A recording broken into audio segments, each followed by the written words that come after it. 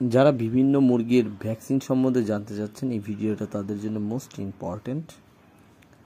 আপনাদের খুব সহজ এবং শর্টকাটে আমরা বোঝাই দিব এবং আপনারা সহজেই, যেমন ভেড়ার ভ্যাকসিন, তারপরে মুরগির রানীক্ষেতের ভ্যাকসিন,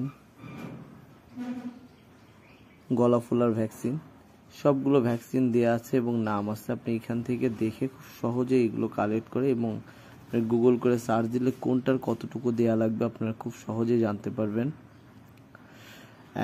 এখানে আপনার মুরগির বিভিন্ন জাত, কোমলদেশি, হিলি, তারপর আপনার এই যে ছাগলের, ভেড়াগুলোর হোয়াইট বেঙ্গল, ডাচ বেল্ট,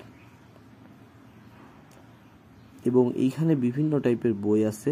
আপনারা এই বইটা সংরক্ষণ করে পড়তে পারেন। বইগুলো খুবই ভালো টাইপের বই, এগুলো আপনারা লাইব্রেরিতে কিনতে পাবেন বিভিন্ন জায়গায়, এবং প্রাণী সম্পদ অফিসে যোগাযোগ করলেও পেয়ে যাবেন। ওনারা আপনাদের লোকেশন বলে দিবে। দেখেন প্রত্যেকটা এটা বিক্রয়যোগ্য লেখাই আছে।